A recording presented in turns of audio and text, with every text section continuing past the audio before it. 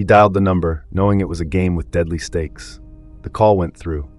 In another city, DARKWIRE, real stories from The Wire. Chaos erupted. SWAT tore through Andrew Finch's door, weapons ready. Within moments, Finch lay dead, all because of a teenager's bedroom prank. How did gaming lead to a fatal police raid? Tyler Barris, from a suburban home, immersed himself in gaming. For him, the digital world was an escape. His father toiled at a factory, his mother juggled bills. But online, Tyler reigned supreme. Winning wasn't enough. He craved notoriety. His obsession with gaming twisted into fascination with swatting, calling in a fake emergency to send SWAT teams to unwitting homes. To Tyler, it was power, a thrill like no other. Tyler started small, minor pranks. Quickly, swatting became his signature. In gaming circles, his name spread like wildfire. Cross him, and your address became a target. By October 2017, Tyler's fame soared. No longer just targeting rivals, he took swatting requests for cash. Gamers like Casey Viner viewed him as a weapon against adversaries. Viner needed retribution, and Tyler obliged, for a price. Tyler executed over 50 swatting incidents, each bolder than the last. His reputation and wallet grew, but so did the risks. December 28, 2017, a cold night in Wichita, Kansas. Tyler made the call. Inside Finch's modest home on McCormick Street, the family was preparing dinner.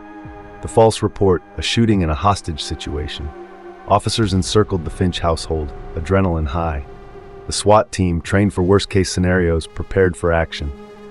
Andrew, unaware of the nightmare unfolding outside, answered the door. "Hands up! Walk towards us!" shouted the officer. Confused, Andrew hesitated. An officer, mistaking his movements as a threat, fired. Panic, confusion. Andrew Finch was dead. Unbeknownst to Tyler, the FBI cybercrime unit was closing in. He left a trail, digital breadcrumbs that led straight to him. They acted swiftly. The arrest was surgical. Agents stormed Tyler's room, seizing computers and phones, the tools of his trade. Tyler, stunned, barely resisted as cuffs clicked. In court, Tyler faced the full weight of his actions. Prosecutors revealed the chilling details. Over 50 swatting calls, each meticulously planned. The evidence was damning. Phone records, PayPal transactions, and first-hand accounts painted a grim picture. Andrew Finch's family testified, their voices tinged with grief. He was a loving father, a brother, a son, his sister stated, tears brimming. He didn't deserve this. The judge, unmoved by Tyler's age or remorse, delivered the sentence, 20 years. Casey Viner, who orchestrated the call to Tyler, received 15 months. A harsh lesson in the consequences of digital recklessness. The aftermath shattered lives. Andrew Finch's family struggled with their loss. The gaming community was stunned, questioning how things had spiraled so far. Swatting wasn't just a prank anymore. It was a deadly game with real-world consequences. Tyler Barris was now a cautionary tale, a grim reminder of the dark side of digital fame. But here's where it gets worse. The case exposed a dangerous trend, pushing law enforcement to adapt. New laws emerged, targeting swatting specifically. Yet, the question remained, how many more would follow in Tyler's footsteps? The forum where Tyler once thrived vanished a week later, his online handle lost to the digital ether. Was Tyler acting alone, or part of a larger network? The answer remains elusive, like much on the internet. Tyler Barris's fascination with swatting began years before that fateful call. Born in 1997, Tyler grew up in a small California town. As a child, he was often left to his own devices, with gaming becoming his primary outlet. Games provided an escape from the mundane routine of life in the suburbs. Early on, Tyler displayed a knack for technology, quickly mastering the intricacies of his computer. His favorites were first-person shooters, games where strategy and cunning were paramount. By the age of 14, Tyler had already delved into online forums, where he first encountered the concept of swatting. Initially, it was a curiosity, a dangerous trick that few dared attempt. Yet, to Tyler, it represented the ultimate way to assert dominance over his online adversaries. His first swatting attempt was clumsy. He called in a bomb threat to a local school, an act that caused panic, but ultimately fizzled out with no arrests. Emboldened by the chaos, Tyler refined his methods. He learned to spoof caller ID, disguising his calls to appear as if they came from the victim's location.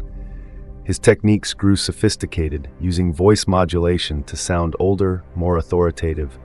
The turning point came in 2016 when Tyler, then just 15, swatted a high-profile gaming streamer. The incident made headlines in the gaming community, catapulting Tyler to an infamous status.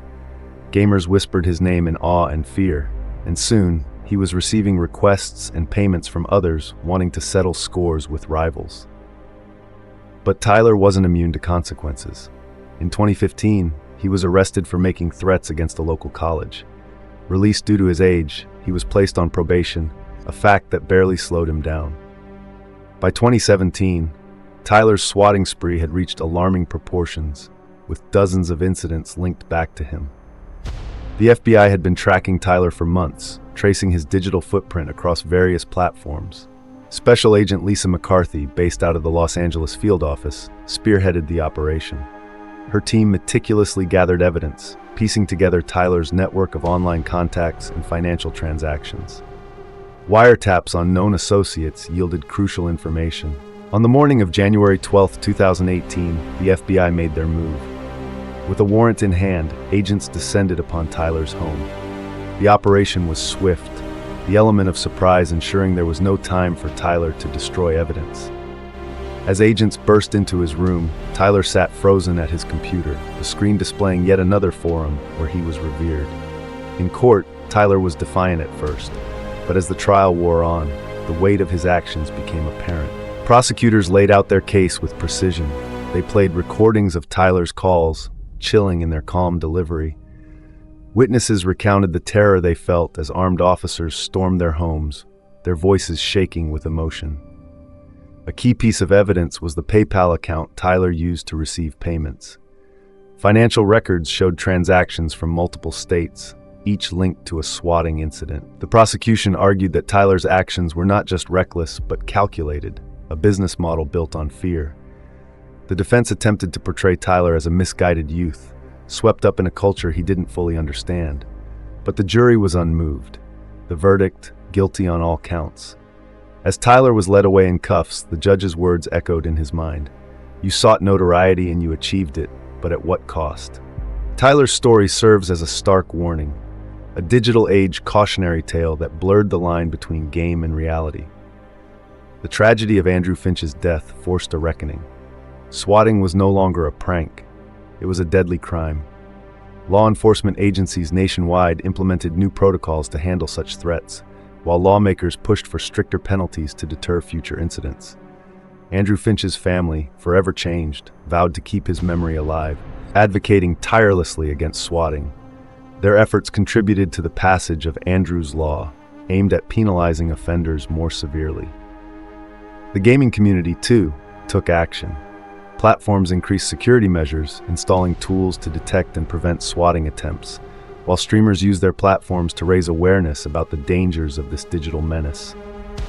Tyler Barris remains behind bars, a stark reminder of how a teenager's quest for infamy had deadly consequences.